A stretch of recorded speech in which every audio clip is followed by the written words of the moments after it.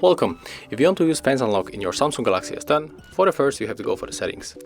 Right now we have to scroll down and enter the biometrics and the security. Click on the face recognition. Draw your log method. In my case I said draw because I had the pattern right, but if you have an pin or something you have to just input it. There's the question that we are wearing the glasses.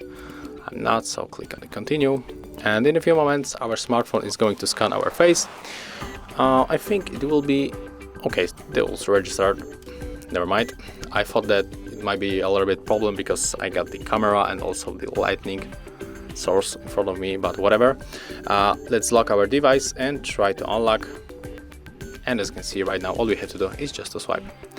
So this is how it works. Thank you guys for watching. Leave thumbs ups, comments and subscribe to our channel.